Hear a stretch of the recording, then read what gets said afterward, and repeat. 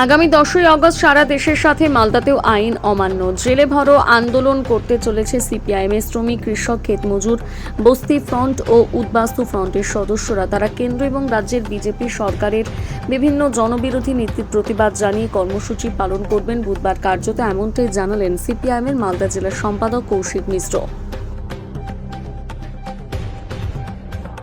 10ই August গোটা দেশব্যাপী আমাদের শ্রমিক, কৃষক, ক্ষেতমজুর, বস্তি ফ্রন্ট, উদ্বাস্তু ফ্রন্টের নেতৃত্বে কেন্দ্রের বিজেপি সরকারের জনবিরোধী নীতি এবং বর্তমান রাজ্য সরকারের যে জনবিরোধী নীতি যা ইতিমধ্যে দেখতে পাওয়া যাচ্ছে, এর বিরোধিতা করে আইন অমান্য জেল ভরো আন্দোলন অনুষ্ঠিত হবে।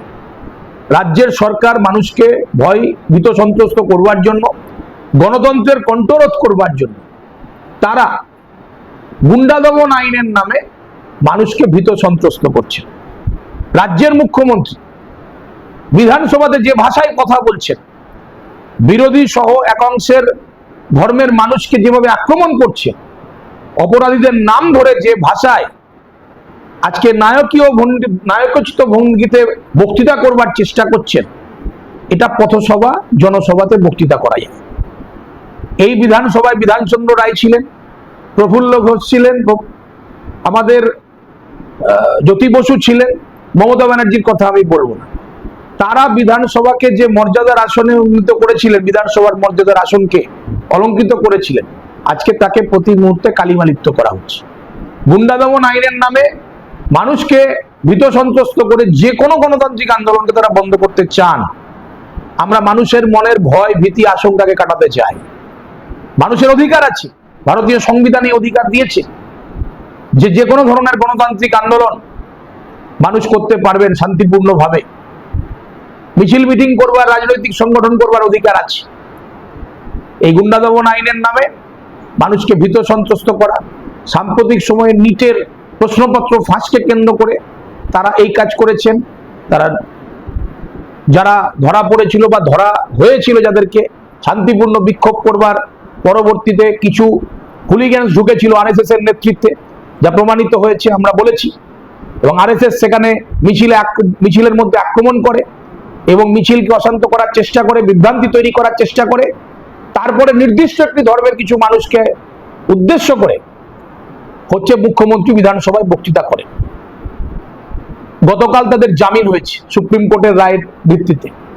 সিজিপির সেটা দাবিও ছিল। এখন প্রশ্ন হলো যে এদেশের কৃষক তার ফসলের ন্যায্য মূল্য পাচ্ছেন না, শ্রমিকরা কাজ থেকে বঞ্চিত হচ্ছে, ক্ষেতমজুরদের 100 দিনের কাজের অধিকার কেড়ে নিয়ে জিরামজি চালু করা হয়েছে। আমাদের দাবি 200 দিনের কাজ, ওরা 125 দিনের কাজ দিচ্ছে। বেকার যুবক কর্মসংস্থান পাচ্ছেন না, নারীদের উপরে অত্যাচার বাড়ছে। বারুইপুর ঘটনাকাণ্ডে যিনি প্রত্যক্ষদর্শী, রাজসাক্ষী হয়েছিলেন, তাকে এনকাউন্টারে মেরে ফেলা হয়েছে, সমস্ত প্রমাণ লোপাট করা হয়েছে। আর মুখ্যমন্ত্রী যিনি আত্মসহায়ক ছিলেন, চন্দ্রনাথ রথ, তার খুনের এখনো পর্যন্ত বিচার হলো না, অভয়াকাণ্ডের এখনো পর্যন্ত বিচার হলো না। তাহলে এই সবটা নিয়েই আমরা আইন অমান্য আন্দোলন, জেল ভরো আন্দোলনে যাব এবং পুলিশের বাধা হুমকি যদি থাকে শান্তিপূর্ণ আন্দোলনকে ব্যাহত করবার ক্ষেত্রে, তাকে অতিক্রম করে আমাদের এই কাজ হবে। আমরা আমাদের জেলার প্রবীণ কমিউনিস্ট নেতা, প্রাক্তন কমিউনিস্ট নেতা, রাজ্যের মন্ত্রী, প্রাক্তন জেলার সম্পাদক কমরেড শৈলেন সরকারের স্মরণে একটি স্মরণীয় পুস্তিকা আমরা প্রকাশ করতে চলেছি। এবং এখানে আমাদের বিভিন্ন সময়ের কমরেড শৈলেন সরকারের সাথে যারা কাজ করেছেন, তার নেতৃত্বে জেলার যে উন্নয়ন হয়েছে, শিক্ষার যে প্রসার ঘটেছে, বামফ্রন্ট সরকারের সাহায্য নিয়ে মালদা জেলাতে, পিছিয়ে পড়া জেলাকে সামনের দিকে এগিয়ে আনার জন্য তিনি যা কাজ করেছেন, অক্লান্ত পরিশ্রম করেছেন সারা জীবন মানুষের স্বার্থে, সেই সমস্ত ঘটনাকে লিপিবদ্ধ করে একটি পুস্তিকা আমরা বের করতে চলেছি। এবং এখানে আমরা জেলার মানুষের কাছে আবেদন করব, যাদের এই সম্পর্কে ব্যক্তিগত অভিজ্ঞতা আছে, যারা কমরেড শৈলেন সরকারের কাছের মানুষ ছিলেন বা তার উন্নয়নের সাথে যুক্ত ছিলেন, গুণগ্রাহী ছিলেন, গুণমুগ্ধ ছিলেন, তারা এই পুস্তিকাতে তাদের লেখা জমা দিতে পারেন। খুব শীঘ্রই এই পুস্তিকা প্রকাশিত হবে এবং একটি অনুষ্ঠানের মধ্যে দিয়ে আমরা এটাকে প্রকাশ করব।